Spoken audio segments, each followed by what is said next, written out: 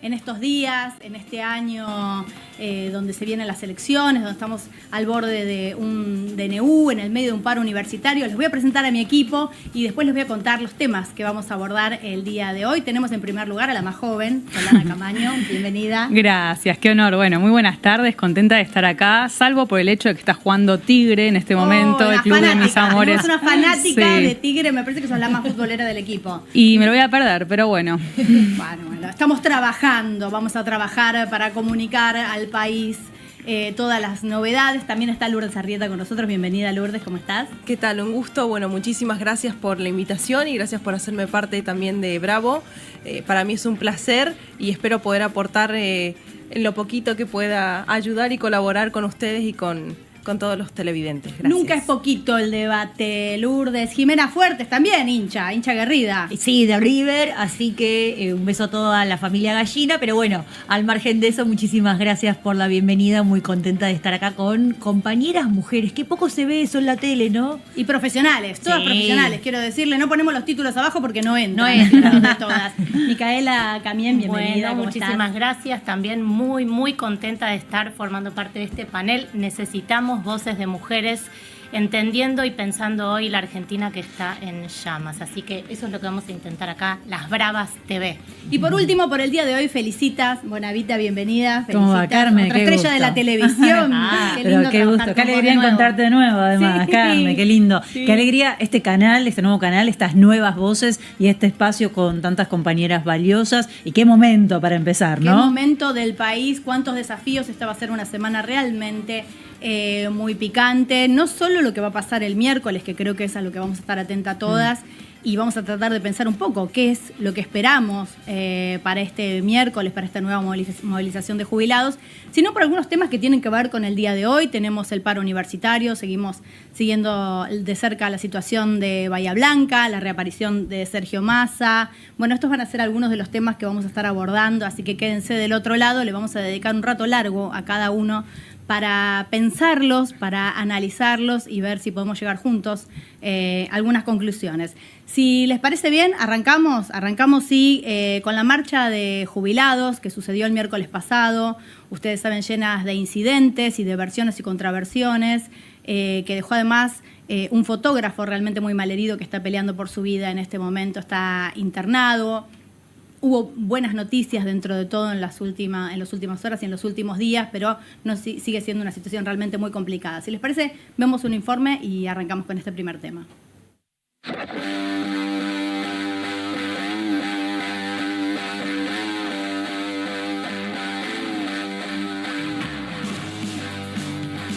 ¿Dónde estudiaste? No lo tengo que decir. La UBA estudiaste. En la universidad pública estudiaste, boludo. ¡Sin vergüenza, hijos de...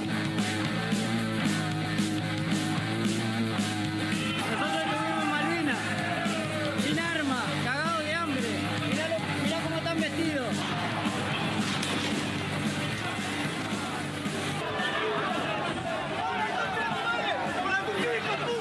¿Por qué voy a estar acá? Porque no quiero ser un cagón que le pega a los jubilados y que esté en contra de los jubilados. Por mis abuelos, para defender a todos los abuelos. Soy baja. Vine por eso, loco, porque si no venimos todos, nos vamos a terminar todos, nos van a cagar a palo a todos. Con lo viejo no, loco.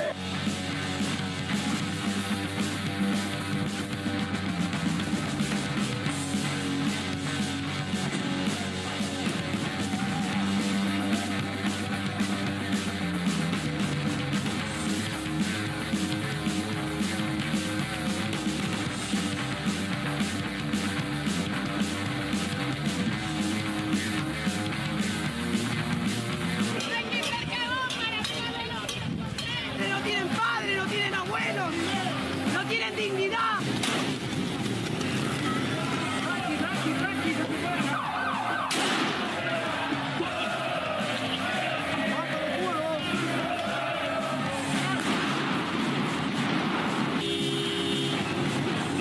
Nos gobierna un gobierno antipatria. Si no salen otros dirigentes, que salgan a hinchar acá.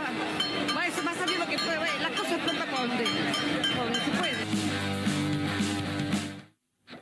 Bueno, en este breve resumen vimos en imágenes algunas de las cuestiones sucedidas, pero lo cierto es que engloba muchos temas distintos, por lo menos para mí, ahora les voy a preguntar a cada una qué opina.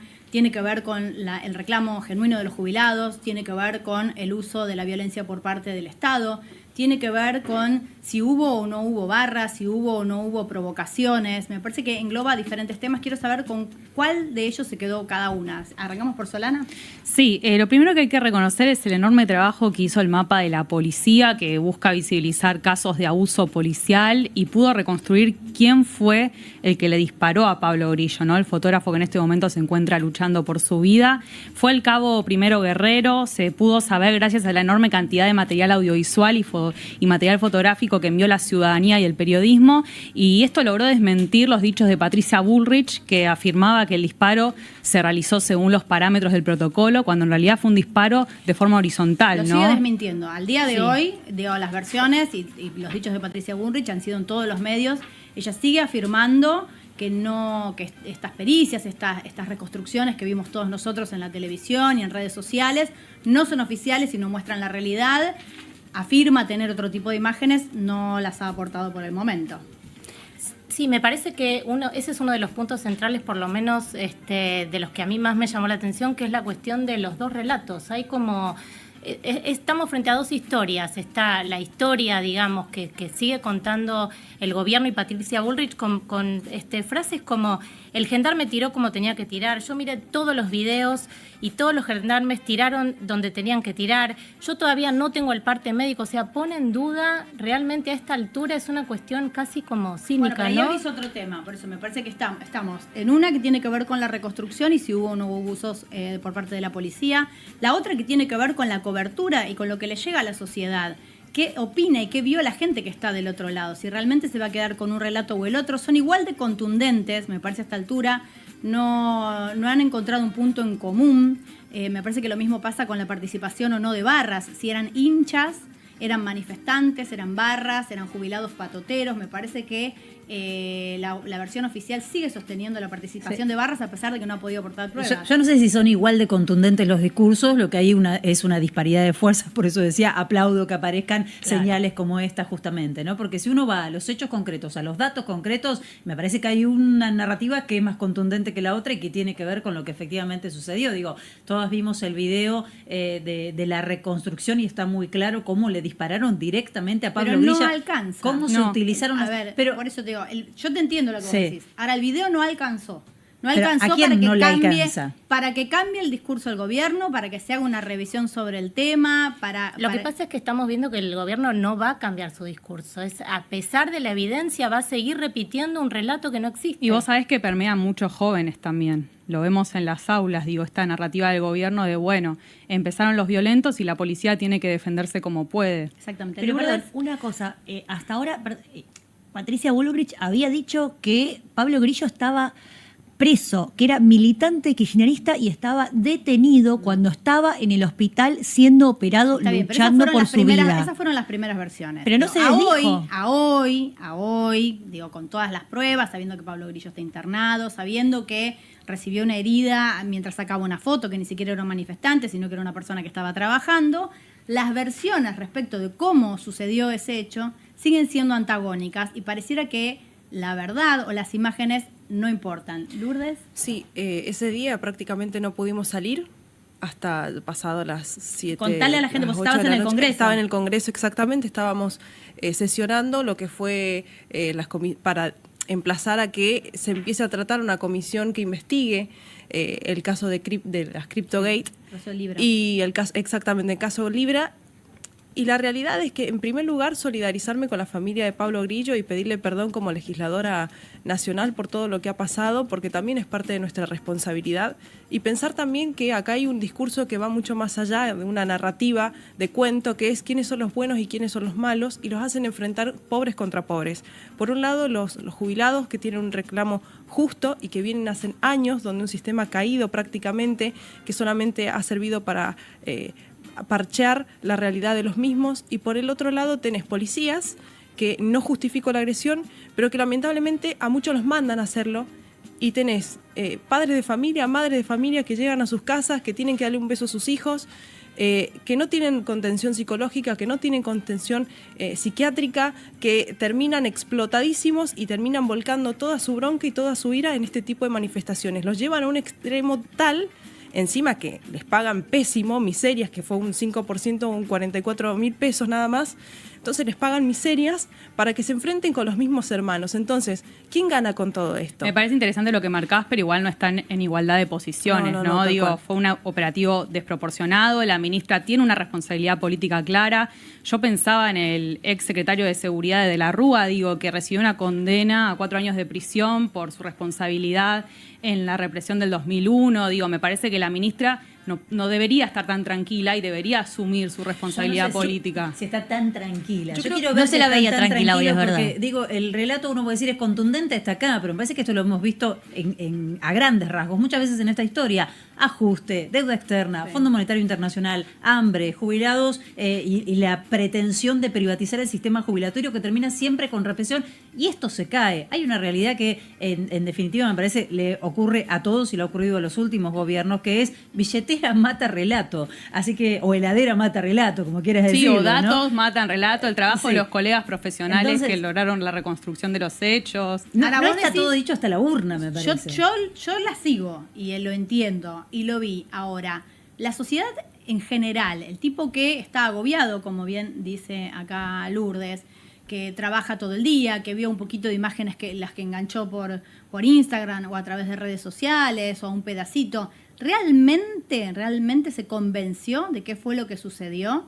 ¿Realmente vio esto? Acá hay un problema, y yo vuelvo con el tema de los relatos, es que si los medios hegemónicos siguen transmitiendo y refuerzan esta idea de poner en duda lo evidente, es muy difícil. La gente recibe esa información no solo a través de las redes sociales, sino a través de los medios hegemónicos de comunicación. ¿Cómo hacemos? Me parece que acá está el punto, y por eso necesitamos espacios como este, que hay tan pocos. ¿Cómo hacemos para llegar a esa gente que está recibiendo esa información y le parece que es un hecho verídico? Y con respecto a las redes, las burbujas algorítmicas y el sesgo de confirmación, ese es el problema. Eso es lo que hace más complejo todo, porque cada uno ve los contenidos que refuerzan las propias creencias. Claro, exactamente. El sistema te ofrece algo que refuerce efectivamente lo que vos ya estabas pensando y tiene la capacidad de detectar si te quedaste un segundo más o un segundo menos viendo algún tipo de video, y esto es algo que es difícil de detectar porque uno no lo tiene presente todo el tiempo cuando está pasando el tiempo en redes sociales. Ahora, la pregunta hacia el futuro y la pregunta en relación a una protesta que es genuina, que tiene que ver con los jubilados, es: ¿le sumó, le restó a la protesta, le sumó o le restó al gobierno? Fíjate que ahora este miércoles van a ir la CGT y las 2 CTA junto con, después vamos a estar hablando, los docentes universitarios. Van a ser parte y van a acompañar a los jubilados. Los jubilados marchan todos los miércoles desde la época de Norma Pla. ¿Por qué ahora se televisa cómo se le pega al jubilado? Bueno, creo que tiene que ver con lo que decías vos recién, Feli, de que hay un acuerdo con el FMI que hay que llegar a cabo en algún momento. No tenemos mucha información ni del monto, ni la tasa, ni el plazo, ni nada. Se va a votar el miércoles. A ver, también hay que, para sumar, es otro tema que vamos a desarrollar específicamente en un ratito, pero lo cierto es que la votación de este DNU está planteada para el mismo miércoles, para este día, donde va a haber manifestación de jubilados, manifestación de la CGT y manifestación de los universitarios. O sea, promete ser multitudinaria en el medio de una votación que claramente es conflictiva. Ahora, lo que se dice en esto de si al gobierno lo ayudó o no lo ayudó esta jornada y la represión. Puertas adentro hubo recriminaciones por el accionar policial y lo que es más allá de la arremetida que dicen vamos a estar nuevamente, vamos a estar en la calle, vamos a aplicar el protocolo, etcétera. Lo que pretenden es no volver a reiterar estas imágenes de efectivos policiales tumbando a jubiladas que me parece que dañan al gobierno. Pero para si nada Milei dijo que iba a acelerar. Milei dijo que iba a acelerar, pero Milei viene de viajar a escondidas a Bahía Blanca para que no lo encuentren los vecinos. O sea, me parece que la lectura puertas adentro de la Casa Rosada o del oficialismo en este momento es otra. Es un gobierno que no puede recuperar la agenda que le venía manejando con muchísima claridad. Y si hubiera dejado manifestarse a los hinchas y a los jubilados el jueves pasado, hoy no estaríamos hablando hablando de esto. Sí, se hubieran lo que pasa manifestado es que pacíficamente. El tema es que la violencia institucional es algo que le sirve al gobierno. Yo creo, realmente lo dudo, porque digamos, este modelo requiere, y una de las patas fundamentales es la violencia institucional. Hasta un punto le sirve. Y hoy por hoy, si pensamos quiénes son las personas más importantes en el gobierno, quiénes son, Patricia Bullrich y Caputo. La pata, digamos, de la violencia y del orden y de la represión es un eje central del gobierno. Yo creo que deben estar pensando, porque entiendo que para su núcleo duro sí sirve. Bueno, por eso el Fondo Monetario no quiere represión en la calle, no quiere la calle explotada. El Fondo Monetario no quiere crisis ¿Esta no es social. una manera de meterle miedo a la gente para que no manifieste, Lourdes? La verdad es que en principio sí, pero lo que quería agregar es más que nada sobre la ministra, que tanto que ella dice defender a los policías, a gendarmería, a sus fuerzas de seguridad, que son de todos. En realidad, lo único que hace es exponerlos, porque el que tiene que pagar el precio y el costo de haberle disparado a Grillo es un gendarme, no se hace cargo la ministra. Entonces, quien se tiene que hacer cargo no se está haciendo cargo y siempre mandan al pobre a hacerse cargo de lo que lo mandan a hacer, lamentablemente. ¿Realmente sentís que la fuerza lo siente así? Porque yo lo que sí escuché de parte de la ministra es un fuerte respaldo. Diciendo, no vamos a investigar, acá no hay nada que investigar. Pero después la justicia termina agarrando a los autores materiales, exculpa a los autores políticos y, por ejemplo, todos y todas nos acordamos de Fanchotti, el asesino de Maxi y de Darío.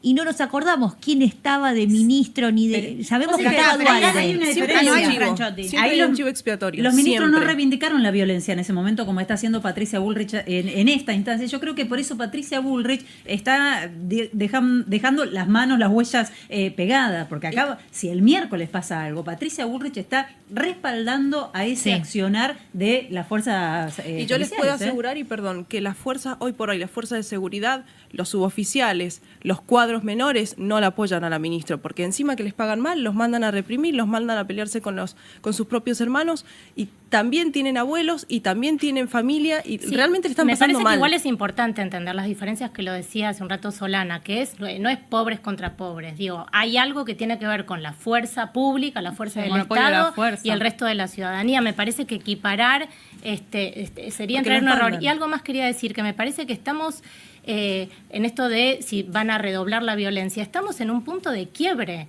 Esto que pasó, no puede ser un día más.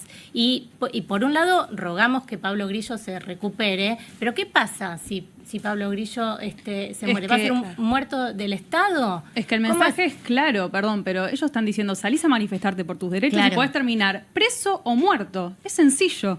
Perdón, hoy se hablaban de cambiar inclusive el código penal que se le iba a aplicar a los manifestantes que fueran arrestados por sedición, traición a la patria, una variante de porque quieren muy poner delitos colorida federales. De delitos. Quieren que sean delitos federales específicamente, claro, para que no sean excarcelables. De desalentar la movilización. Esta época va a quedar marcada como una época de persecución y de criminalización de la protesta, que es efectivamente lo que está sucediendo y lo que está caracterizando a la gestión de Patricia Bullrich. Realmente, desde las primeras protestas, recuerden ustedes cuando fue Javier Milei a Córdoba, que al otro día hubo un allanamiento en la casa de uno de los gremialistas, digamos, y pasó como si nada, se naturalizó. Entonces de abogados que presentaban habeas corpus cuando había detenidos. De todas maneras, hay una situación de una violencia que está escalando.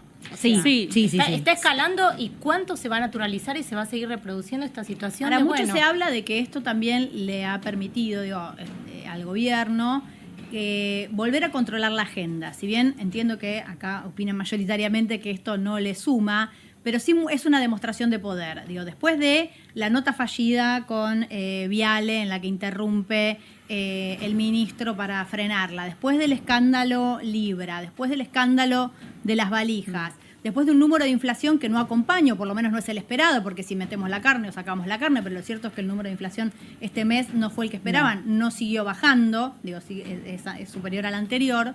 Ha perdido el control de la agenda, por lo menos en las últimas semanas. Me parece que desde Davos es más o menos lo que opinan todos hasta acá. Y esta sería una manera de volver a decir, nosotros controlamos la calle, tenemos el monopolio de la violencia y no vamos a tener miedo de usarlo. Hay un agotamiento del discurso político embargo, y hay un agotamiento del programa económico de Javier Milei que depende ahora íntegramente del Fondo Monetario Internacional, de cuánta plata le va a mandar, y si uno presta atención a las columnas incluso internacionales, están poniendo en duda que le alcance con los 12.000 o hasta con 15.000, que sería raro que efectivamente lleguen a la República Argentina. Veamos las presiones sobre el dólar en estos últimos días, veamos cómo se están retirando los tenedores de diferentes instrumentos, y si leemos la letra, que sé que después vamos a ir por ahí, del proyecto del DNU, más que proyecto, que avanza justamente en este nuevo acuerdo con el Fondo Monetario Internacional, bueno, habla de la situación económica acuciante que atraviesa la Argentina en este momento. Sí, bueno, esa fue una de las cosas que se debatió sobre todo en redes sociales, ¿no? Nos dicen por un lado que estamos muy bien, pero cuando van a pedir un préstamo tienen que contar que estamos muy mal para pedir plata. Pero bueno,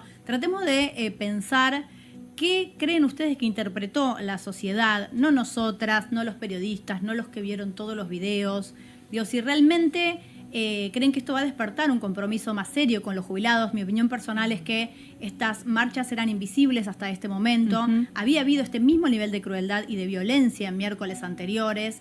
Y a pesar de que es terrible lo que sucedió, efectivamente le aportó visibilidad a un problema que me parece que es innegable, que es que nadie puede vivir con 320.000 pesos, no hay manera, muchísimo menos un jubilado, una canasta de medicamentos que se fue achicando y que va entorpeciendo su funcionamiento. Ya para la semana que viene hay que hacer un trámite obligatorio para acceder a una parte de los medicamentos. Digo, ustedes saben, digo, somos gente relativamente joven, lo que nos cuesta hacer un trámite a través de internet, manejar más o menos su home banking. Imagínense para la gente grande que no tiene el apoyo de alguien que lo ayude a realizar ese trámite. Ahí me parece que se abren como dos líneas paralelas. Por un lado, mucha gente que tiene ganas de movilizarse más y que va a ir este miércoles, pero por el otro lado también mucho miedo a marchar, ¿no? Sí, me parece que es eso, y es un poco transmitir esto de no hay que quedarse en silencio. Me parece que justamente yo pensaba en una metáfora de Rita Segato, que en realidad analiza otro tipo de cuestiones, pero es esto de cuando el poderoso siente que pierde poder, digamos, lo duplica, lo multiplica para restaurarlo. Hay algo de eso que es multiplico la crueldad, pero eso multiplico está perdiendo la violencia. consenso social, por eso de la represión. Claro, es lo que dijo, yo no aminoro en las curvas, fue el mensaje de Javier Milei. Acelera, claro. Bueno, entonces vamos a ver que si él acelera y la población también acelera, no se puede tener un gobierno que va en contra de la población. En Argentina está garantizado el derecho a la protesta, podemos salir a decir que no estamos de acuerdo con el gobierno, está en la Constitución, no nos olvidemos de eso, porque necesitamos si no es como que esté garantizado, ¿no? No nos olvidemos que de esté eso. garantizado justamente para este miércoles. Vamos a cambiar de tema, si les parece, en realidad a sumar, porque tiene que ver con esto mismo, frente a esta situación, a esta debilidad, como vos decías, remarcabas hace un rato, Micaela, del gobierno estas semanas. Reapareció Sergio Massa, hizo algunos comentarios, algunas declaraciones, habló, se refirió a la represión de la marcha de los jubilados y también habló de la necesidad de una nueva unidad, un nuevo pacto. Lo escuchamos, lo vemos. Terminemos con el derrotismo que convive con muchos de nuestros dirigentes. Lo primero que tenemos que saber es que el primer triunfo importante se lo va a regalar Leandro Santoro en la ciudad de Buenos Aires dentro de 2 meses a toda la Argentina, que vamos a volver a ganar la provincia de Buenos Aires y que vamos a terminar en octubre con más diputados de los que tenemos hoy en nuestro bloque. Terminen con el derrotismo. Hay que ganarle al derrotismo interno para poder derrotar a los gobiernos que nos quieren silenciar. Bueno, esto es una parte de lo que decía Sergio Massa, que entiendo su reaparición tiene que ver con esto, con haber visto una oportunidad, ¿no es cierto? Estaba programado, ¿no? Sí. La cuestión es que se le reclamaba al ex candidato presidencial que gobernó el Frente de Todos hasta diciembre de 2023. Sí, que la última por lo etapa menos del gobierno de Alberto Fernández. bueno, claro, Sí, aparte sí. el protagonismo que había tenido él como ministro de Economía, que aparte era un mega superministro, porque tenía un montón de áreas bajo su órbita, y que además desde el día que asumió Javier Milei desapareció de los medios, no dio notas, no tuiteó, no expresó su opinión sobre un montón de cosas que estuvieron pasando en nuestro país. Y bueno, finalmente, ahora que estamos en un año electoral, cerquita de octubre, reaparece el que fuera la persona que encarnaba el proyecto ¿Dijo que era algo quedó la contundente oposición. o no dijo nada? Sí, Lourdes? debo decir que a mí, perdón, Sí, a ver. ¿Qué? me gusta Solana. la idea de salir del derrotismo. Ajá. Me parece que este relato victimizante en el cual varios de los que no nos identificamos con este gobierno estamos constantemente, no nos va a servir para mucho, que no convoca a nadie.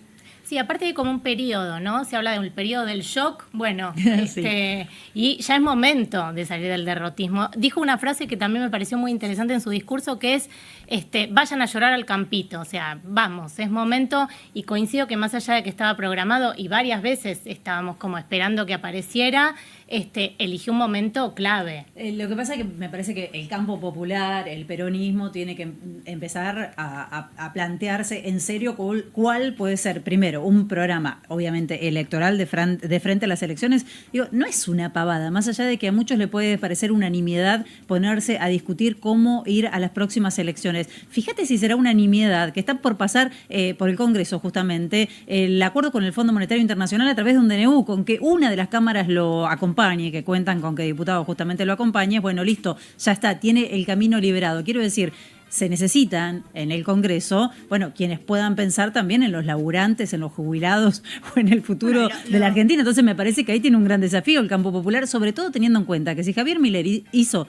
todo lo que hizo fue porque muchos que fueron en las listas de Unión por la Patria, del peronismo y demás, terminaron después acompañando la agenda de este gobierno. Digamos eso también, ¿no? Porque no es que solo se portó como oposición el peronismo. Tenemos, por ejemplo, el bloque de los 3 diputados tucumanos que habían entrado con Unión por la Patria y se fueron a hacer el bloque Independencia. Hay un señor que se llama Cuader, del cual no hablamos mucho, ¿no? Que fue sorprendido con mucha plata encima. Sí, Sí. ¿Sigue en Paraguay, Cuader? Sí, está allá con con la secretaria. Pero está con arresto domiciliario, una cosa así. Sí. Sí, bueno, sí, estaba en una casita muy linda, un departamentito hermoso le alquilaron. Okay. Lourdes. No sabía eso de Cuader. Ah, No, sí. más allá, yo creo que el peronismo se está reorganizando, lo he dicho en otras oportunidades, es posible que encabece un peronismo liberal. ¿Por qué? Porque vamos a tener un liberalismo para fácil 20 años, en los cuales la misma sociedad y el mismo siglo XXI tiene otras necesidades. Creo que el liberalismo se ha instalado en la sociedad argentina. Yo creo que lo que tienen que hacer es también empezar a encantar al interior, porque es verdad que la figura de Sergio Massa está pésimamente visto, sobre todo en Mendoza, por ejemplo, donde provengo, y si quieren realmente ganarle la pulseada al liberalismo de Milei o al libertarismo de Milei, van a tener que empezar también a manejar la agenda también dentro del Congreso y también en la agenda mediática. Pero, ¿por qué decís que el liberalismo llegó para quedarse? Y 20 años. Primero porque pasamos de un estado de bienestar en el mitad del siglo XX en el que realmente la sociedad sí exigía que el Estado esté presente y necesitaba que de alguna manera lo impulsara para proyectarse. Ahora hay un individualismo, hay un narcisismo, también hay un deseo de proyección personal en los cuales se adapta muy bien a este tipo de sistema económico y también social, en el que mientras que uno respete el derecho al otro y no se mete en la vida del otro y pueda progresar, creo que eso es movilidad social y no tiene nada que ver con el liberalismo. Pero aparte, la presencia del Estado, por lo menos en los modelos que conocimos, sí, pero por ejemplo, donde había ascenso social, era fundamental. Lo que es, por ejemplo, el interior están muy a favor de lo que es el achicamiento del Estado, básicamente. Entonces están hartos del estatismo. No, ahí realmente pasó algo importante con el achicamiento del Estado. Hubo 30 obras que se detuvieron, se detuvieron durante el gobierno de Milei. Hay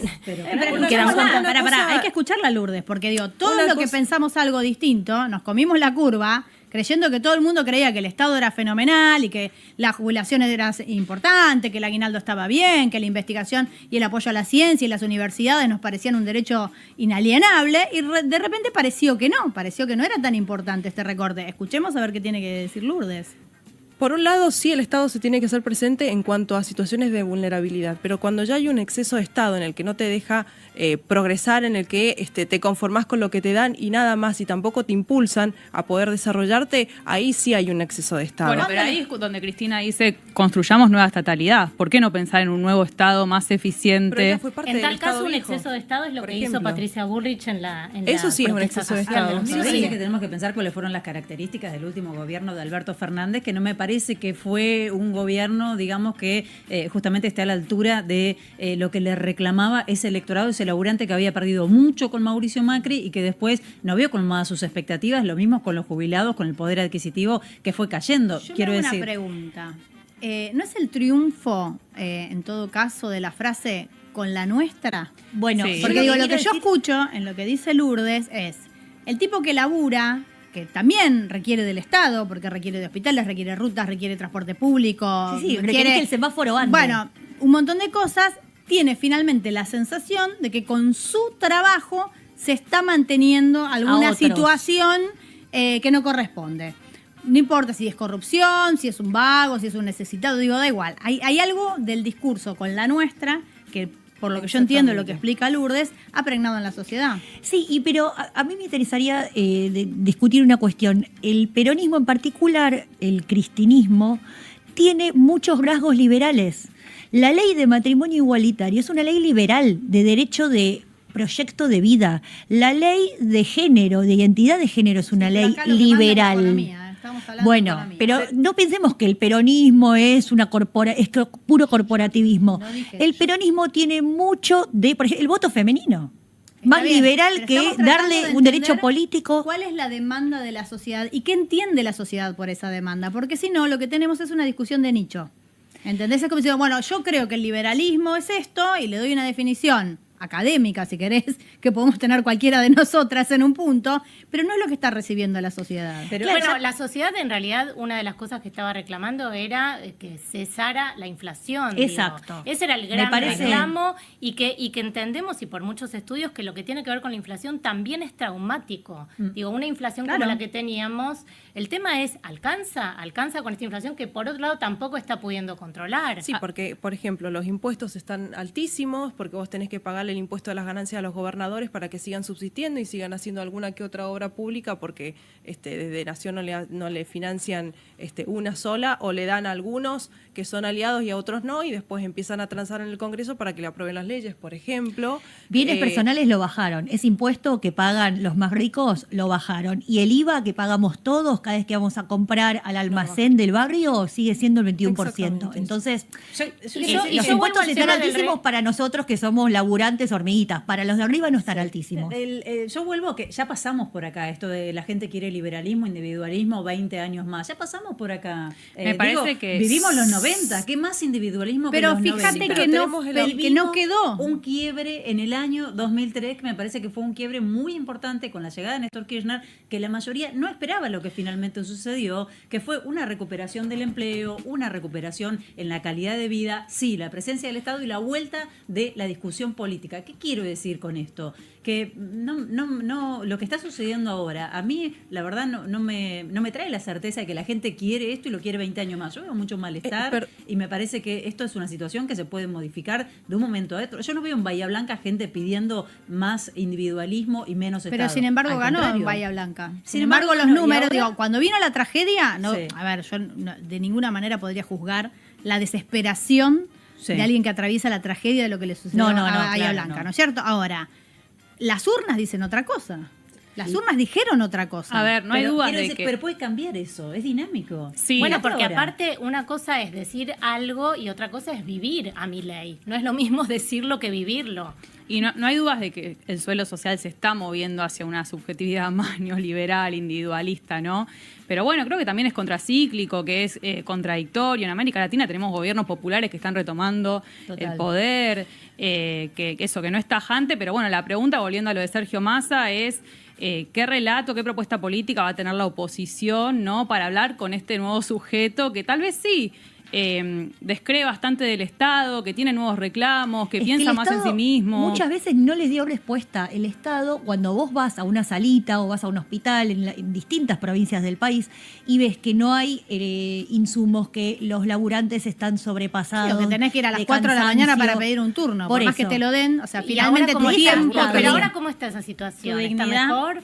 No, claro. Claramente no, y me parece que hay algo importante en la aparición de Massa que tiene que ver con un discurso claro de unidad. Está como, bueno, es momento de que volvamos a recuperar, digamos, por lo menos cierta esperanza política, porque también lo que está pasando es, ¿qué alternativas hay hoy? Tenemos este modelo neoliberal, violento, individualista, antijusticia social, con el nivel de sufrimiento que está generando en la sociedad. ¿Y qué tenemos? ¿Qué tenemos del otro lado? Sí, pero quería aclararte que no todos los liberales o los neoliberales somos violentos, agresivos, que realmente muchos sí creemos en la unidad de la patria, sí creemos en nuestros valores, amamos nuestra tierra y queremos que esto salga adelante. También hay que pensar en este siglo XXI cómo aunas el trabajo con la inteligencia artificial, con la robótica, con la nanotecnología que cada vez va acrecentando. Invirtiendo en ciencia. Cuando también tenés, por ejemplo, analfabetos tradicionales. Perdón, pero ¿el Estado qué hace? Digo, ¿el Estado también puede tener un rol Estado importante? tendría que estar más presente, sí. Perdón, pero Sergio Massa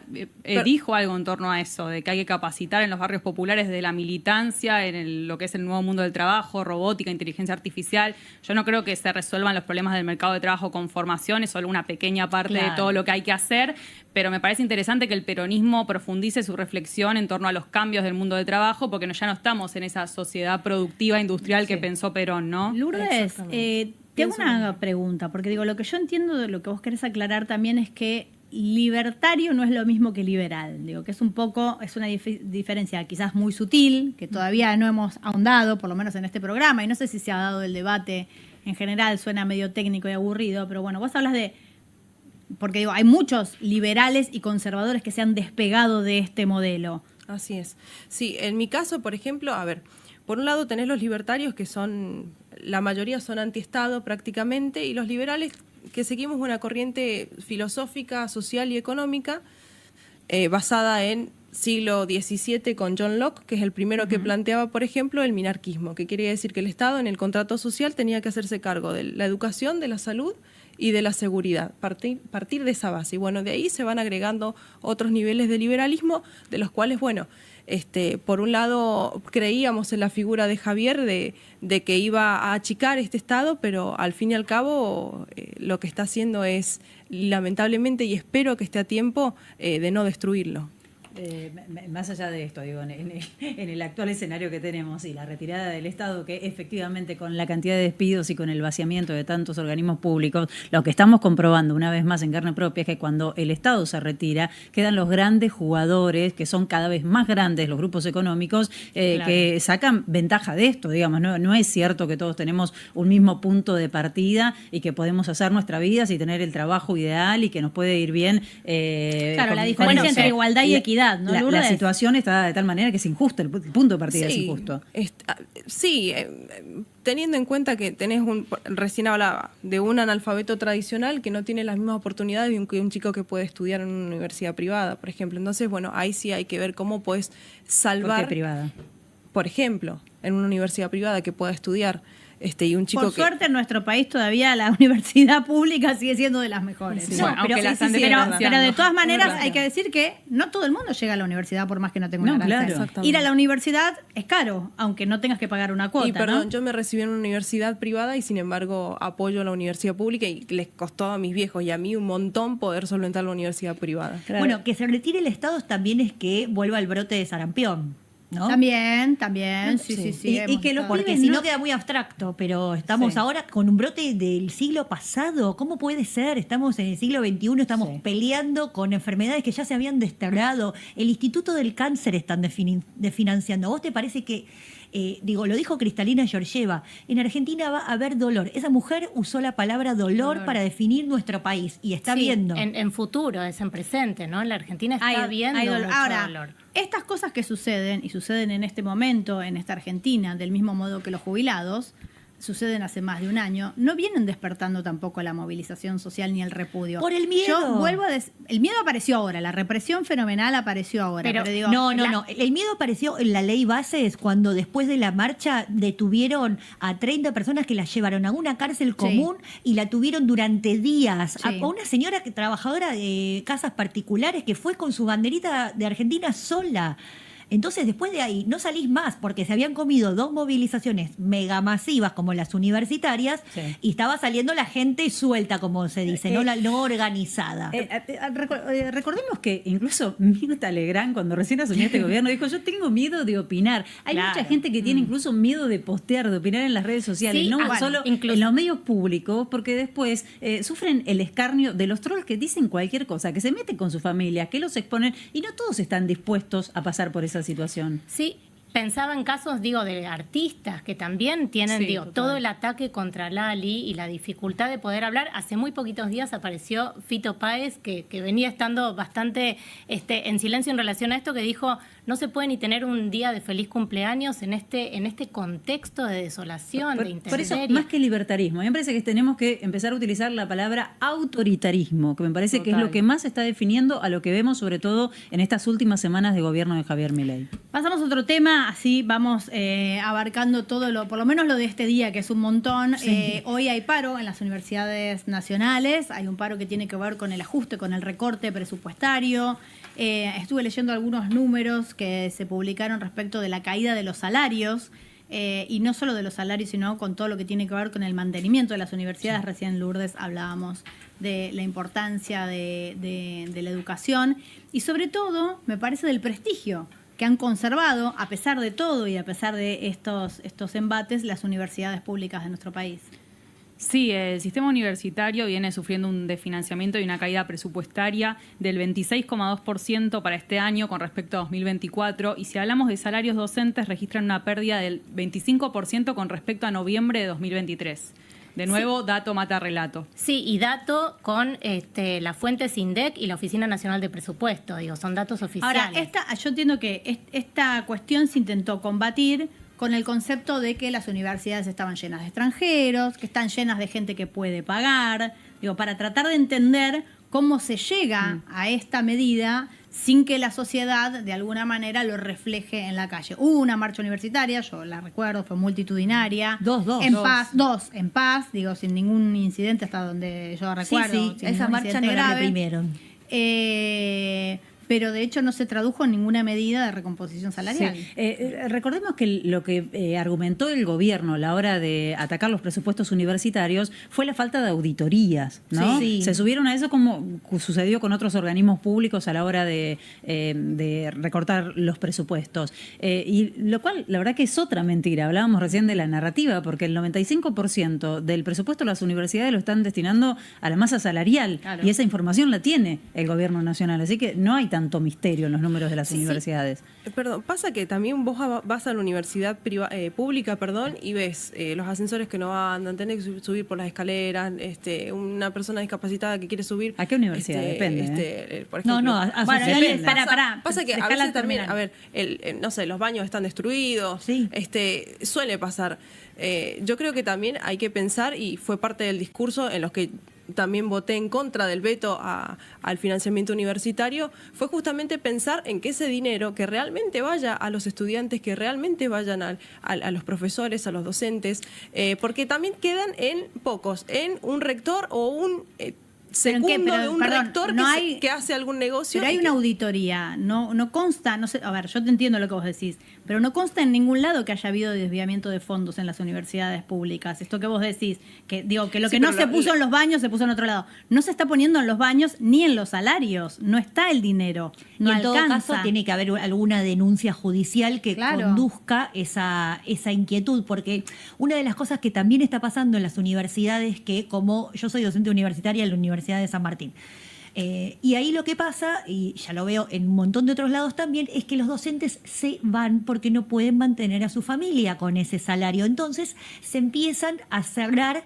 los claustros, hay cada vez menos comisiones. Entonces eso es una forma de desalentar la participación en las universidades públicas y bueno, terminás yendo, haciendo un esfuerzo, trabajando 1000 horas por día para pagarte una universidad privada a la noche y la pública queda ahí en veremos, porque recordemos que este gobierno es el segundo año que no presenta presupuesto. Estamos viviendo, o sea, nos están gestionando con la plata de hace 2 años atrás, como si alcanzara la plata de años como atrás. estrategia concreta. Y yo pensaba que más allá de estos datos que dan cuenta del 25% menos a nivel real, de los salarios reales, no se ataca a cualquier sector, digo, y acá vuelvo al tema de la batalla cultural, que es, esto es un ataque específico a la educación pública, es lo mismo que tiene que ver con la cultura, lo que tiene que ver con los trabajadores de la salud, con las trabajadoras y los trabajadores del Estado, digo, es un ataque concreto, no es a cualquier sector. Yo coincido con lo que dice Lourdes, de que es verdad que me pasa en donde yo egresé en sociales, hasta hace muy poquito, que ahora hay una gran gestión, no andaba el ascensor, tenías que subir 6 pisos por escalera, los baños, había siempre agua en el piso y vos decías, ojalá que sea solo agua. Bueno, eso pasaba y sigue pasando, pero justamente lo que reclamamos es que haya obra pública para las universidades. Digo, no es solo el presupuesto universitario, es también un proyecto de país. Pensar en poner universidades en distintos puntos del país para que los chicos y chicas no se tengan que ir de su ciudad y sufran un destierro. Eso es lo que hizo, por ejemplo, el kirchnerismo, llenando el conurbano de universidades. Pero además, si hablamos de proyecto de país, el de financiamiento universitario se contradice con el propio proyecto liberal. No sé qué pensás, Lourdes. Claro. Pero digo, no hay nada más meritorio que requiera más esfuerzo que hacer una carrera universitaria, más allá de los distintos factores familiares, económicos, sociales que puedan condicionar ese recorrido. Entonces entra en contradicción hasta con los ideales liberales, creo. Sí, y en este proyecto de país que también estamos hablando, también hay que pensar en todos aquellos jóvenes del interior que en la gestión anterior y en las gestiones anteriores estudiamos una carrera universitaria y en el interior costaba muchísimo conseguir un trabajo profesional porque no había, y muchos se tuvieron que ir del país y que inclusive votaron a Javier con la esperanza de volver y los mismos padres, ahora bueno, vemos que lamentablemente no se están cumpliendo lo que hemos prometido en campaña, pero sí pensar en que también fue injusto para muchos que tenían títulos universitarios y no podían ejercerlos, entonces tenían que salir a hacer changas. Que hayan podido tener ese título, inclusive para poder elegir dónde iban a ir a trabajar. O tener un proyecto de país que de trabajo, claro. Es difícil, yo que vengo del interior, no son las oportunidades que hay acá en Cava, es completamente distinto. Entonces, tenés un título y lo tenés guardado en el placar y tenés que salir a trabajar en negro, tenés que salir a hacer changas o trabajar en un voluntariado para adquirir experiencia, porque si no, no te toman, tenés que tener con 18 años, 5 años de experiencia. Entonces, son distintas realidades. ¿Y cuál es la propuesta entonces del liberalismo para esto? No, en primer lugar, a ver, si me lo preguntan a mí, yo creo que tiene que sí haber la posibilidad de que todos puedan estudiar. Equiparar, no, tenemos todavía analfabetos digitales, y chicos que en su vida van a ir a una escuela, pero digo, ya una universidad. tenés una universidad pública, pensar. la reivindicás, le pones presupuesto, no hay trabajos profesionales. ¿Cuál es la respuesta del liberalismo si el libre mercado ofrece? ¿Vos decís que el libre mercado va a ofrecer oportunidad para los profesionales o se van a seguir yendo del país? Es que en educación la respuesta de este gobierno en todos los niveles viene siendo la no gestión. Simplemente vaciar el sistema, no hacerse cargo de la conducción a nivel nacional. Lo mismo pasa con las políticas destinadas al nivel inicial, medio, primario. Es el desentendimiento y, bueno, en el caso de las escuelas, que lo manejen las provincias. Bueno, ¿no? pero si el desentendimiento Claro. es como dice acá Lourdes, tiene que ver con el mérito personal, con el individualismo. Ahora vos tenés ese mérito, estudiás, te recibís y el mercado, tu sociedad, tu país no te ofrece una oportunidad. ¿Dónde está la solución? Bueno, una de las cosas que votamos en la ley base fue justamente ampliar el monotributo para todos aquellos que puedan empezar a trabajar y bueno, creo que ha crecido el monotributo de alguna manera. Sin embargo, ¿en qué sentido el monotributo? El monotributo ya era... Sí, bueno, pero te daba otras posibilidades. Yo con 2 títulos universitarios no podía hacer un monotributo porque no conseguía trabajo profesional. Pero entonces el problema no era el monotributo, era que no conseguías trabajo. No, perdón, pero yo creo que completamente distinto. No entiendo, perdón, No, está bien. Yo les voy a contar mi experiencia personal. Sí. Yo vengo de Mendoza, de Las Heras, de un barrio súper sencillo, de gente trabajadora, que cuesta un montón día a día conseguir el laburo. Acá hay otras posibilidades, acá se consigue de mesero, de mozo, de lo que sea. Allá no se consiguen todas las posibilidades, es muy difícil conseguir trabajo. Entonces, ustedes lo ven desde una postura netamente porteña. Pero ayúdame a entender entonces, ¿qué tendría que hacer? ¿Cuál es tu proyecto político para que esa realidad de un pibe, de una provincia, de una chica, de una provincia que logra un título con mucho esfuerzo? Mira, la generación de trabajo, apoyar a los startups, apoyar a los unicornios, apoyar a los nuevos emprendimientos. Creo que es de una manera que sí tiene que estar el Estado presente en ese sentido, pero darle las herramientas y los recursos. Pero Mercado Libre, que es una de las empresas más grandes de nuestro país, ha sido apoyada absolutamente por el Estado para su desarrollo. Desde la época del kirchnerismo. La seguimos apoyando. Calma. Está bien, y hay que seguir apoyándolos, es así. No, ahora ya no, ahora es un grandote que se la lleva toda. Ya no necesita, pero por eso te estoy diciendo que dale los recursos. Claro. Ahora yo te pregunto como en México, incluso en vez de invertir en Argentina. Sí, yo quiero desarmar un poquito. Perdón, como mujer del interior también, ya que estamos en ese. Quiero desarmar un poquito. ¿Se sigue diciendo el interior? Esa idea. No, me gusta, es horrible, pero bueno, siguiendo las palabras. Eso de idealizar de que venís a Buenos Aires y es la panacea. No es así, o sea, porque los trabajos que habitualmente se consiguen cuando encontrás un cartelito que dice buscamos joven, son 300, 400 mil pesos, y alquilar en Buenos Aires es muy difícil, sobre todo para quienes venimos de otras provincias, que nos piden garantía en Buenos Aires, que nos piden una determinada cantidad de ingresos, que te piden recibo de sueldo. Entonces no es tan fácil, me voy a Buenos Aires y hay un montón de oportunidades. Eso no está sucediendo, hoy menos que nunca, de hecho, ni acá ni en las provincias. De hecho me pasa y estoy alquilando una habitación de hotel. Y vos sos diputada. Exactamente. ¿Con tu sueldo de diputada no te da para un departamento? A ver, no me dan las garantías. Como vengo del interior, no tengo nadie que me dé las garantías. A ver, igual, de nuevo, una cosa es rever el vínculo entre sistema universitario y mundo laboral, que es una política que se pueden dar las universidades, pero para eso necesitan presupuestos, si no, no podemos rever esa articulación. Y otra cosa, el de financiamiento del sistema científico-tecnológico también es de financiamiento de oportunidades de trabajo, que es otra de las caras del de financiamiento universitario. Digo, no nos quedemos solo con la formación. ¿Quiénes fueron los investigadores que advirtieron que podía pasar lo que ocurrió en Bahía Blanca? Investigadores del CONICET. Sí. Exacto, porque aparte estamos hablando de todo el sistema de ciencia y tecnología en Argentina, que tiene mucho prestigio en el mundo, somos reconocidos, y que a mí me causa gracia cuando nos ponemos a hablar de inteligencia artificial y de como que esa forma de fetichizar la tecnología, que la tecnología va a resolver todo. Bueno, entonces invirtamos en tecnología, desarrollémonos, mantengamos nuestros satélites, tengamos autonomía tecnológica y autonomía, incluso hasta climática. Generar energía suficiente para poder tener granjas de criptomonedas. Vino un señor que se llama Hayden Davis a recorrer la Patagonia para hacer inversiones hace un tiempo, y todos saben cómo terminó la historia, ¿no? Iba medio por ahí, Mica.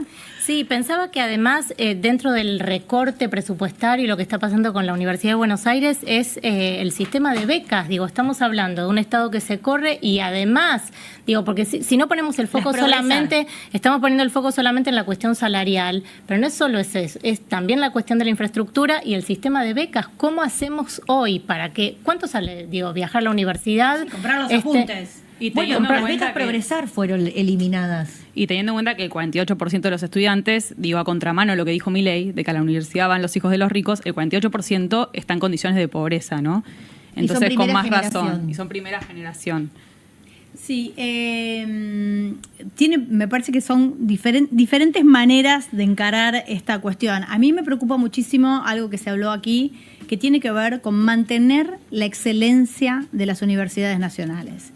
Digo, así como vos hablabas, Lourdes, hace un rato de la fuga de talentos, de la fuga de jóvenes que tienen sus títulos universitarios, en la medida que nuestra universidad esté compuesta por la buena voluntad de docentes que quieren seguir aportando a quien le aportó, que es su universidad, y no por salarios decentes, bueno, esto lamentablemente... Es un trabajo y te tienen que pagar como tal, más allá de la gratitud que uno sienta por la universidad pública. Y también dejar de lado esto del amiguismo, porque la meritocracia que tanto nosotros defendemos tampoco se aplica, y tampoco se aplica en este gobierno, y tampoco se aplicó en los anteriores, y no se aplica en ningún sistema, porque te cae bien el amigo de, o porque la otra chica es más bonita que vos.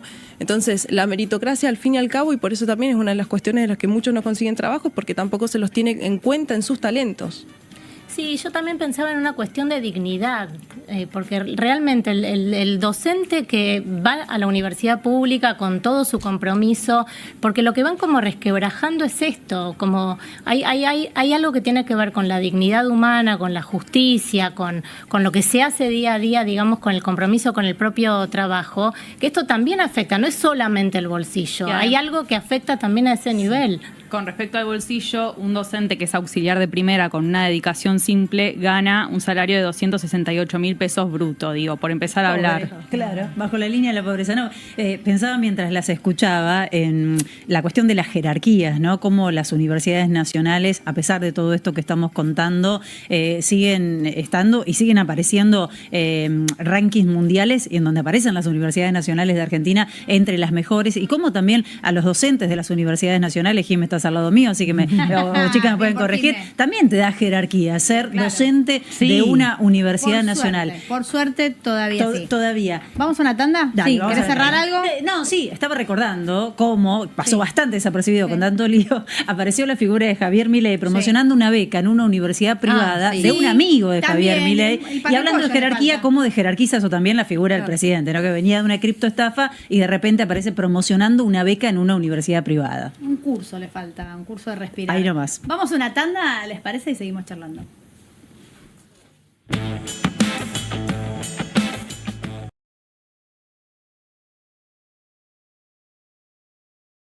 No se puso del todo picante. Tiene que dar un ratito, nos estamos entrenando. Claro, espera que nos conozcamos más al aire. Bueno, hablamos medio por arriba, ahora sí vamos a intentar profundizar en este préstamo, esta renegociación con el Fondo Monetario Internacional que se viene, que será, entiendo, por decreto, a pesar de que existe la ley Guzmán. La ley Guzmán, el ex ministro de Economía, que puso esta ley que decía que tiene que estar avalado por el Congreso. Me parece que es una manera de generar el apoyo de toda la comunidad y de la sociedad a cualquier tipo de renegociación. No va a ser este el caso. No, estamos hablando de un DNU, un decreto de necesidad y urgencia, que se basa en una supuesta necesidad y urgencia que el gobierno, como decías antes, Feli, no termina de reconocer. ¿Por qué? ¿Cuál es la urgencia? Bueno, las divisas que tienen que estar adentro del Banco Central y que, como vimos el viernes, después de estar comprando todos los días, salió a vender y terminó en una situación casi de alarma. Por eso que el gobierno está pidiendo que sea lo antes posible. El FMI no pide que sea a través de una ley. Eso es algo nuestro, nuestra legislación interna. ¿Le da lo mismo al FMI?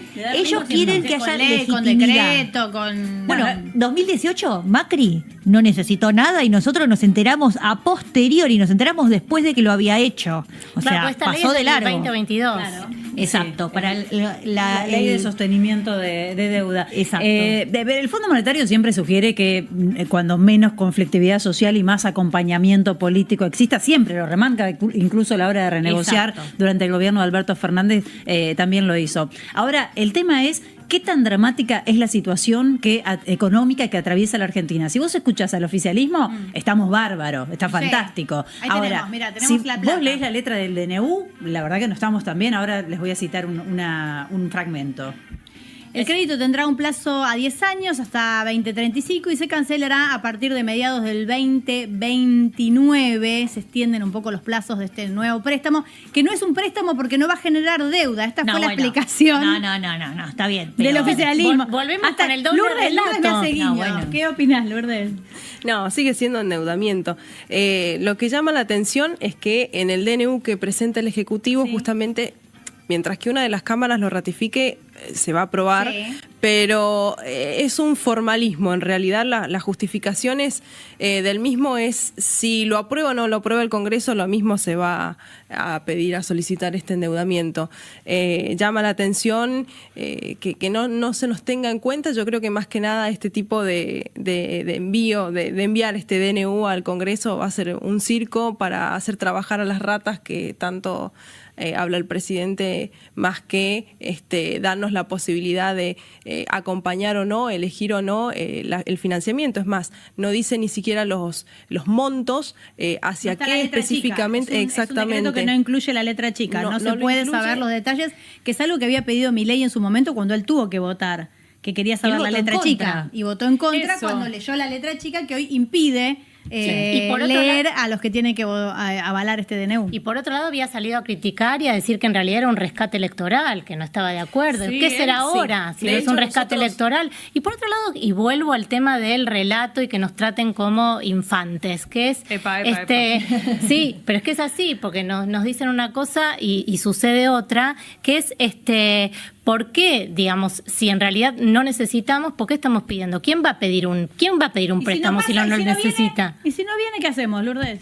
Bueno, en realidad nosotros en campaña hablamos de, estuvimos en contra del FMI, que eran un demonio, que eran los zurdos empobrecedores, y que lo que buscábamos es achicar el Estado y que con ese ahorro podríamos de alguna manera acompañar, obvio, incrementar las reservas del banco, salir del déficit fiscal, y hasta el momento ni siquiera se nos ha dado una explicación de qué se ha hecho con ese dinero, cuánto es lo que se ha ahorrado en total, y de los cuales me parece que hay cosas que no nos están diciendo, no están siendo sinceros, inclusive con quienes lo estamos acompañando, con el mismo electorado, y la verdad es que falta también uno lo lee acá, se siente un poco menoscabado de todo el trabajo que ha hecho para llegar a donde está, y que aclaro que en Mendoza los diputados nacionales en las generales sacamos mucho más porcentajes que el propio presidente,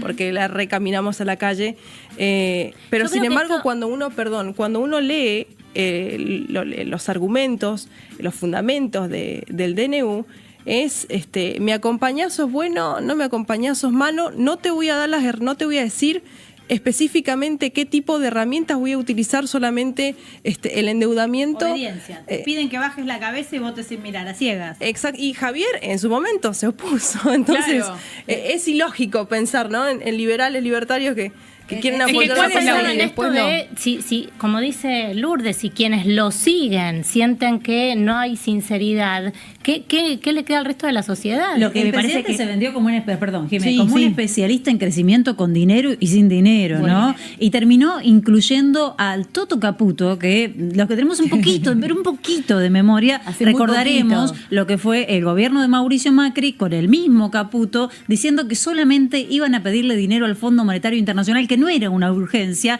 que era solamente por tenerlo por alguna eventualidad. Ahora está diciendo lo mismo Caputo, entonces me parece y que Caputo te diga, esto no lo viste nunca, se parece a lo que ya viste, pero no es lo la misma viste película. nunca. Lo que pasa es que hay una palabra prohibida para el gobierno, que la vamos a decir, que es devaluación, ¿no? Claro. ¿Por qué es prohibida? Porque, o sea, nadie quiere que se devalúe, porque que se devalúe quiere decir que se devalúan nuestros salarios. Todos nos empobrecemos. Exacto. Pero todos dan por hecho en este momento que va a haber una devaluación. Bueno, hay distintos sectores que lo están pidiendo, como por ejemplo el campo. Todos los exportadores siempre piden devaluación porque obviamente venden afuera, pero el problema está en que este dólar planchado, este dólar pisado que estamos viendo, es una forma también de mantener baja la inflación. Claro. Y ahí sí, toda la explicación económica se nos queda de lado, porque mantener baja la inflación es el primer y casi por ahora el único sostén político que le queda al gobierno de Javier Milei. Que no está pudiendo controlar. ¿Cuánto tiempo puede durar eso igual? O sea, ¿no va a conducir a un estallido? Bueno, una devaluación repentina. Es lo que decía Félix recién. Ya en nuestra edad yo ya vi 3 estallidos. Claro. Basta. O sea, solamente le quiero leer es 2 o 3 circular esta palabras economía. del DNU. Dice que la gravedad de la situación descripta, o sea, está hablando de una situación que reviste Descontamos. de gravedad. No tenemos plata, no tenemos reservas. Y no la sabemos cómo necesidad mantener de el dólar. solucionar de manera inmediata la situación en la que se encuentra el activo de la autoridad monetaria del país, cancelar deuda con el fondo a los efectos de garantizar el orden público económico, es decir, no está garantizado sin la plata del Ni el fondo. orden público ni el Claro. económico. Que la exigencia imperiosa del dictado del presente decreto se desprende de la naturaleza de las medidas económicas involucradas que requieren de su de adopción inmediata para evitar el impacto que de otro modo... Es decir, está describiendo una situación dice Lourdes. de mucha urgencia y de mucha gravedad que a la hora de hablar ni Caputo ni el presidente exteriorizan en una conferencia de prensa o en sus redes sociales, ¿no? Bueno, mañana se va a convocar a la por fin se va a convocar a la bicaminal permanente de trámite legislativo. Ahí se va a tratar respecto al DNU a las 16 horas en el Senado. El tema es que en diputados también se va a estar tratando la creación de la comisión investigadora por el caso cripto Pero a esa las 10 de misma la hora. mañana lo del FMI, ¿verdad? A las 10 de la mañana. El miércoles. Esto es el martes. El miércoles. Claro, en comisión el martes, el miércoles Claro, el recinto. Exactamente. El dictamen, está bien. Exactamente. Y el día miércoles a las 10 de la mañana tendríamos sesión y a las 12 estaría comenzando la marcha. Yo quiero recordar lo que fue la última vez que se discutió un acuerdo con el Fondo Monetario Internacional en el Congreso. Fue el día del ataque al despacho de la entonces vicepresidenta Cristina, que se denunció que hubo una suerte de zona liberada en el lugar. Quiero decir, siempre hablar de acuerdos con el Fondo Monetario Internacional y de ajuste en nuestro país, lamentablemente, viene con represión y con conflicto social. Bueno, porque tenemos experiencia, los que tenemos memoria, tenemos experiencia de lo que trae los acuerdos con el Fondo Monetario Internacional. Deuda, control y ajuste. Eso No. que estamos viendo ahí en la placa, de Sí. que nosotros somos tenemos el porcentaje de 28,3%.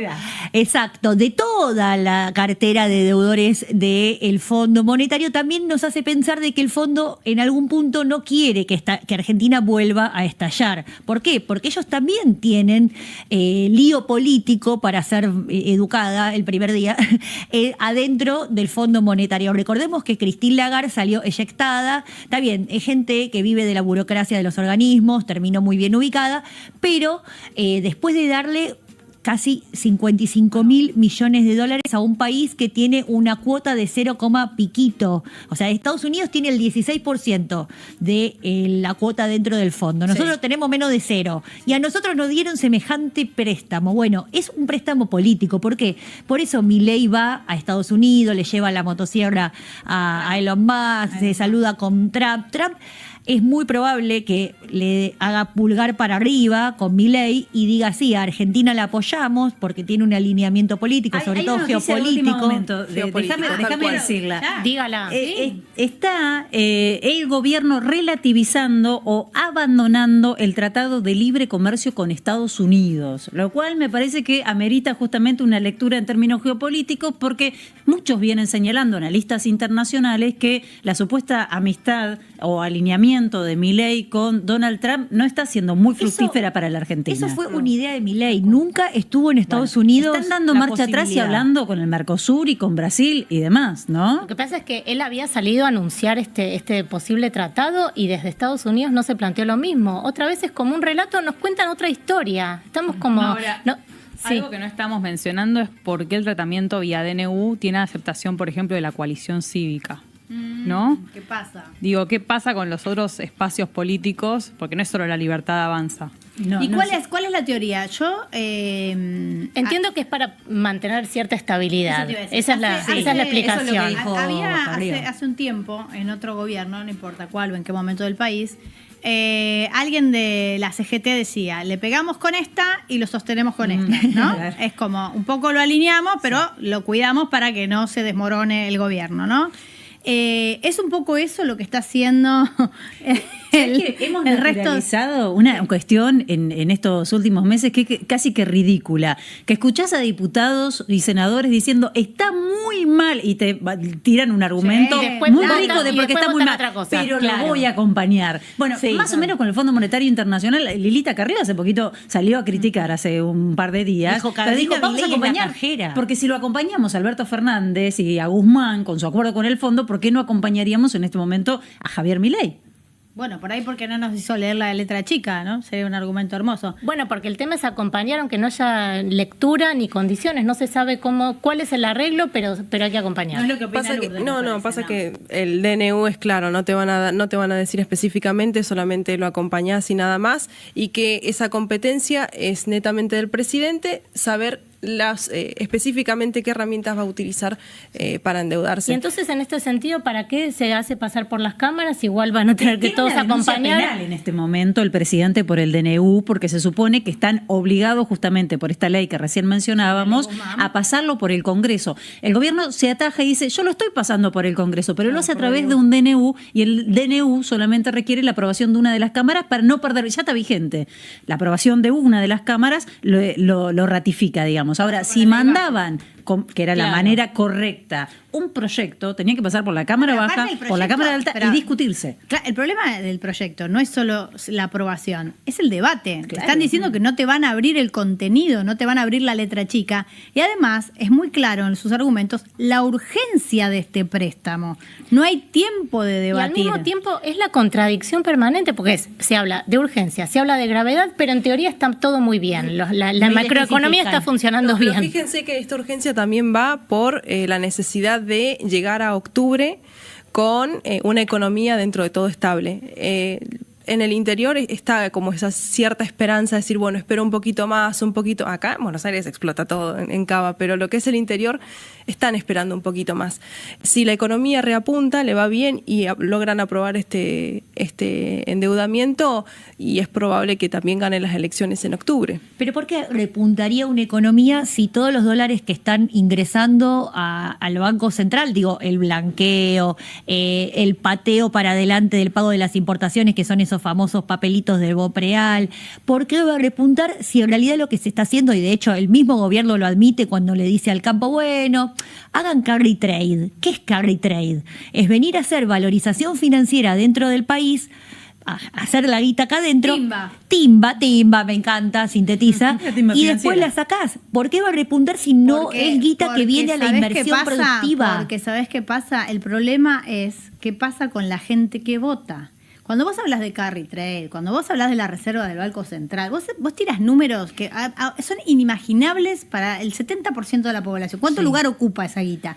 ¿Dónde está? La gente dice, ¿tengo inflación? No tengo inflación. ¿Puedo ir al supermercado? No puedo ir al supermercado. ¿Tengo laburo? No tengo laburo. Finalmente bueno, porque es eso. nos estamos dirimiendo. Bueno, porque me parece, digo, a ver, también creo que nosotros tenemos como objetivo, como programa, tratar de meterle un poco de contenido y de profundizar las cuestiones, pero tiene que ver con esto. Cuando uno está tan empobrecido y tan aferrado al día a día, las capacidades de reflexionar o de pensar más allá se achican un montón. Bueno, es que justamente si ahora lo que está aumentando es el desempleo o el empleo de mala calidad, o trabajás 12, 14 horas y así todo no te alcanza, vos te das cuenta de que esa plata que puede llegar a venir no está puesta en inversiones productivas, fábricas adentro de nuestro país. Al contrario. Productiva. Al contrario, ¿Crees que vas a pagar más barato? Porque va a venir la plata, porque van a abrir las importaciones, entonces vos te vas a comprar zapatillas chinas, va a venir Gap y no sé, iPhone y no sé qué corno, y vos vas a poder tener productos muchísimo más baratos. 15 meses consecutivos de caída en el consumo, chicas. 15 meses consecutivos de caída en el consumo. Supermercados sin comercio. Paritarias chicos, pisadas, un 1% les habilitan de incremento salarial. Entonces, la verdad que parece bastante difícil pensar en que en algunos meses puede repuntar, y con la inflación en este momento subiendo, trepando, con precios de alimentos, energía, etcétera, fue la ¿no? carne, Sí, también es para pensar un poco en quienes lo acompañan, en esto que decía recién Lourdes, que es, bueno, seguir apostando, seguir aguantando. Ya aguantamos todo esto, hay que seguir soportando. El tema es también cómo le explicamos a todo ese segmento de la población que qué es lo que está haciendo el gobierno, qué significa volver a endeudarnos y ser el 30%, digamos, el país que más le debe al FMI. ¿Qué significa para las próximas generaciones? ¿Hasta cuándo? Porque nosotros somos recreativos con las metáforas. Empezamos con la luz al final del túnel, que el segundo semestre, los brotes verdes, todo eso ya, todas esas metáforas ya se las gastó Macri. Ya se las gastó, no se pueden volver a usar.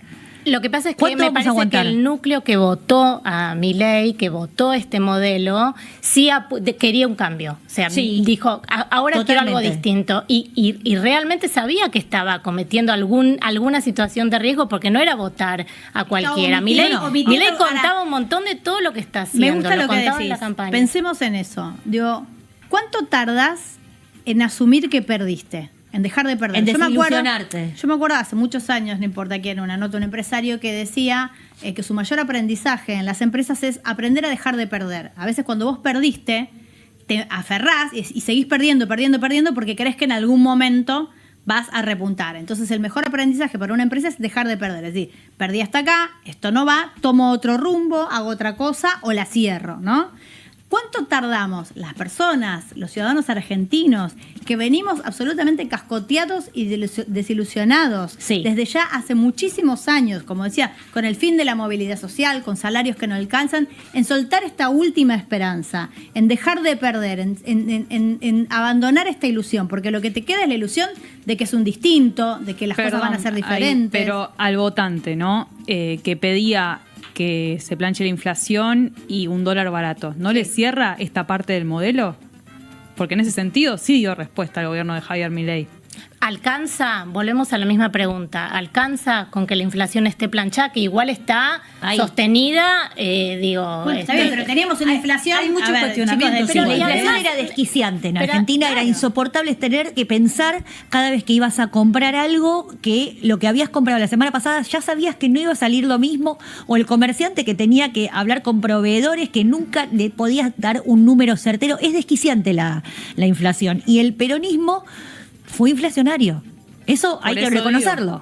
Digo, si no lo Bueno, reconocen... pero entonces tenemos una sociedad aferrada a una ilusión que tiene algunos visos de realidad, como decía Solana, que tiene que ver con la inflación, con un dólar planchado, con la promesa de importados, si querés, de alguna manera, ¿no? De entrar en este mundo de consumo que durante mucho tiempo nos fue vedado. Pero Y no empieza. Es más difícil de soltar. Pero Primero- ¿cuándo empieza el consumo? No sé, a ver, no es que yo lo sé, no es que yo crea que va a suceder.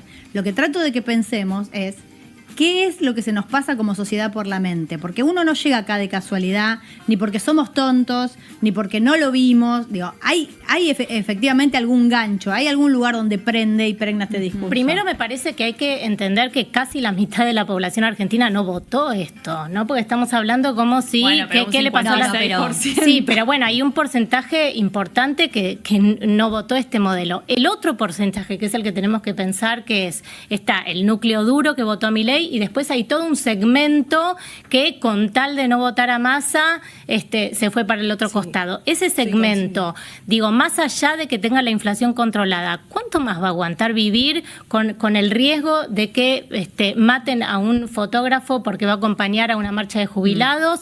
Y por otro lado es pensar que la gente solamente mira su propio bolsillo. Digo, la Sí, sociedad eso es argentina, uno no mira al costado, no mira lo que le pasa a los docentes, no mira lo que pasa con... del individualismo, ¿no? De este discurso que prendió.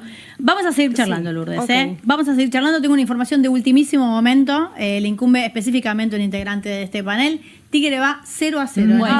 este momento. Bueno, no sé si alegrarme o llorar, porque un empate... Bueno, relajá, por lo menos no, Por lo o sea, menos no van perdiendo. por ahora vamos Gracias. bien, Solana. Claro.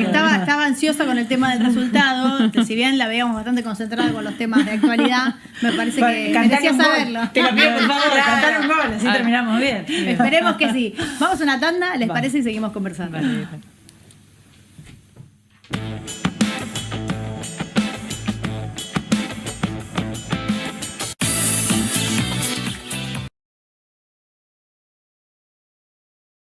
Estaba leyendo justamente una actuación del juez Cormick con respecto a lo que será el próximo miércoles. Después de lo que pasó con Pablo Grillo, se dieron presentaciones, amparos, básicamente en la justicia. Estamos hablando de una presentación de CELS que es en contra del protocolo de Patricia Bullrich. Digamos una vez más que lo que se señala es que este protocolo en las manifestaciones está reñido con la Constitución, es anticonstitucional, y justamente lo que se le pide aquí a las fuerzas es que que, respeten el derecho, a ver, voy a leer una frase, claro, a manifestarse, ¿no? Hablando justamente de lo que pasó a partir del caso de Pablo y de otros casos que se registraron durante el fin de semana. Se ordena al Ministerio de Seguridad que respete y garantice el derecho a la vida, integridad personal, salud, libertad de expresión de quienes participen de protestas, transiten por las zonas en donde se lleva a cabo una protesta o desempeñen su labor periodística para brindar cobertura de dichos eventos. Jimé, no sé si tenés algún dato más al respecto.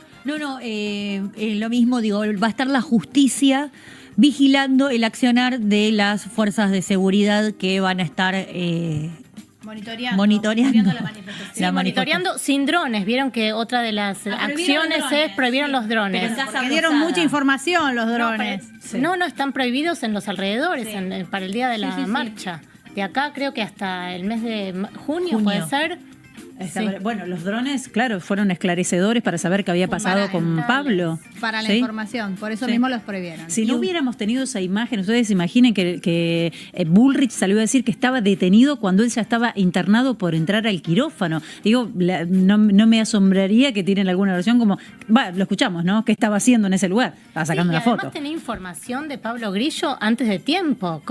Hay un nivel ahí de inteligencia y de datos sobre las personas que participaron. Decir que más allá de quienes participen en la manifestación, si son militantes, si son kirchneristas, si son zurdos, nadie merece ser atacado violentamente, y las fuerzas de seguridad deberían estar preparadas, como bien dijo Patricia, para disparar de la manera que corresponde. Lamentablemente estos modelos de represión es algo que veníamos viendo, que apareció en Chile sobre todo, disparar balas de goma a los ojos y disparar granadas de gas, como si fueran proyectiles. Lamentablemente es una práctica que no corresponde y que debería ser investigada. Y también una cosita de último momento que acaba de salir. Cristina Fernández acaba de convocar para mañana a las 18:30 en el PJ, en calidad de presidenta del PJ, una reunión urgente para tratar el tema del DNU, que va a tener su tratamiento el miércoles en el Congreso. Bueno, vamos a desarrollar mañana, entonces seguramente va a ser de lo que estemos hablando mañana. Tenemos un último tema, no queremos pasar por alto la situación de Bahía Blanca.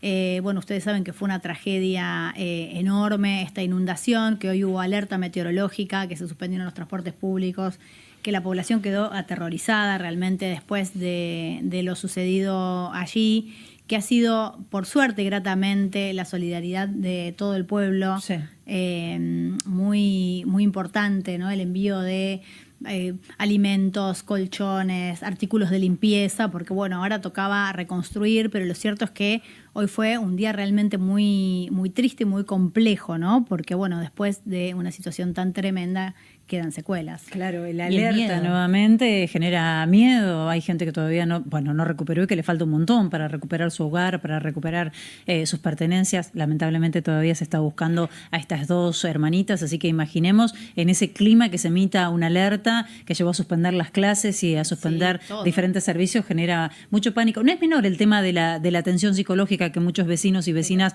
en Bahía Blanca reclaman después de una tragedia de este tipo. Vamos a ver un informe, si les parece, y les contamos las novedades.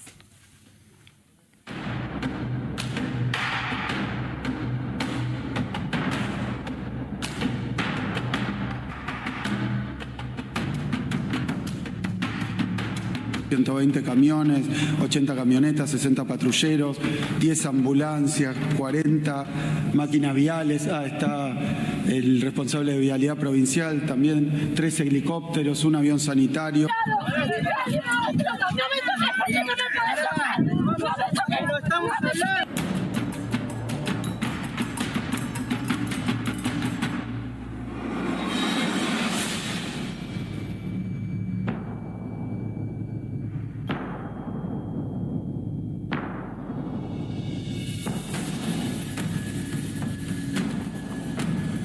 Suplemento único para la reconstrucción, y los beneficiarios son todos los damnificados por las inundaciones en Bahía Blanca.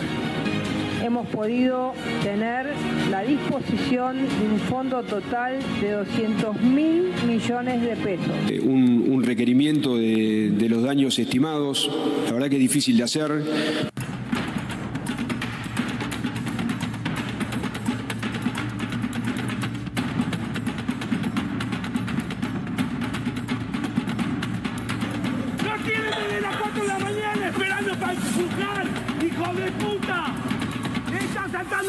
están vivos. Desde las 4 de la mañana que está listo para empujar ese puente. Bueno, veíamos las imágenes de la solidaridad y también la participación política, ¿no? Este aporte que primero fue un monto, después por suerte cambió el monto para que sea significativo para llevar ayuda. Lourdes me dijo que quería hacer un comentario. Sí, al respecto de las catástrofes, vengo por ejemplo de lo que es Mendoza, que es toda una zona sísmica, pero teniendo en cuenta que en Argentina no hay prácticamente un plan de defensa civil, y que hay 2 años ya sin presupuesto, los cuales no se invierte en este tipo de catástrofe. Argentina no está preparada ni para inundaciones, ni para aludes, ni para terremotos. Y quería destacar una pequeña gestión que hicimos al cuartel de bomberos de Las Heras, que costó muchísimo, que les bajaron un presupuesto que todavía están esperando que se los puedan dar, porque no hay plata para contener a los bomberos voluntarios, que lo único que piden es, por ejemplo, tener nafta o combustible para sus camiones, y ese pequeño microclima que uno ve en un cuartel de bomberos termina proyectándose en la catástrofe de Bahía Blanca, por ejemplo, cuando no hay inversiones al respecto. La importancia del Estado. En eso sí, ¿por qué? Porque no hay que ser tampoco egoístas y pensar solamente para uno, sino también pensar, y eso es parte también del liberalismo, de que aquellos que están pasando por momentos tan vulnerables hay que acompañarlos. La presencia del Estado y lo que está pasando con la crisis climática, que me parece que es un tema que vamos a traer a la mesa en más de una oportunidad. No llegamos ahora. Lo que quiero comentar es que en Bahía Blanca señalan, que es abrumadora la cantidad de ayuda. Ropa ya no necesitan, todo lo que se envía tiene que estar debidamente catalogado, porque el trabajo de logística es enorme, y quiero recomendarles que tengan mucho cuidado si van a colaborar económicamente, monetariamente, porque se difunden algunas cuentas, algunos alias que son de vivos que nunca nos faltan. El que más se está... Es una vergüenza realmente. Hay uno que es el que más se está difundiendo, que es el de la Municipalidad de Bahía Blanca. Tienen que escribir el alias Bahía X Bahía. No digan por. Lo tenés en el gráfico. No digan porque hay gente que escribe la palabra por y manda por otro lado. Bahía X Bahía, y te va a aparecer Municipalidad de Bahía Blanca, y te va a aparecer el quit de la Municipalidad de Bahía Blanca. Ese es el alias correcto. Sí, se me abren muchas ventanas, pero las dejamos para mañana. Que tiene que ver con los alias, que tiene que ver con el cambio climático. Con el cambio climático, como las declaraciones de Macri. Sí, y quedamos también con el tema del Estado, que es de lo que venimos hablando, ¿no? La importancia del Estado para acompañar, para reconstruir todo lo que vimos recién en el informe de lo que está haciendo el gobierno en la provincia de Buenos Aires.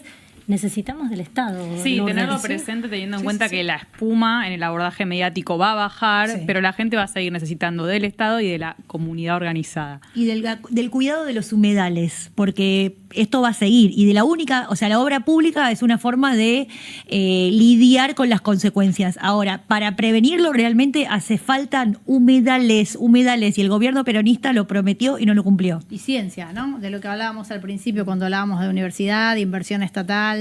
Bueno, el Servicio Meteorológico Nacional. Vos no querés abrir más ventanas, pero no puedo parar. Chica, también como la palabra, el tema de la tragedia, hablar de tragedia, castigo bíblico, se puede prevenir. Total, y el Estado realmente, digámoslo, frenó 30 obras en Bahía Blanca. O sea, volvamos a esto, figura del Estado es necesaria. Bueno, chicas, ha sido... ¿Cómo? Se la agarra conmigo. No, nunca es personal. Por suerte hemos venido, me parece, a debatir ideas. Espero que lo hayamos logrado por el día de hoy. Espero que hayan estado conformes los que estuvieron del otro lado y nos quieran acompañar mañana de vuelta a las 19 horas. ¿La pasaron bien? De 10. Muy bien. ¿Vuelven mañana? ¿La seguimos? ¿Que nos quedaron temas? 0-0. Sigue 0-0. Solana se va tranquila. ¿Te vas tranquila a tu casa? No, bueno, estamos punteros, me gustaría que gane, pero por lo menos no perdimos. ¿Cuánto va? ¿Cuánto 0-0. Y quedan 20 minutos. Tenés un rato para seguir voy a ver si llego sufriendo. ahora. Bueno, ha sido un placer. Nos volvemos a encontrar mañana a las 7 de la tarde.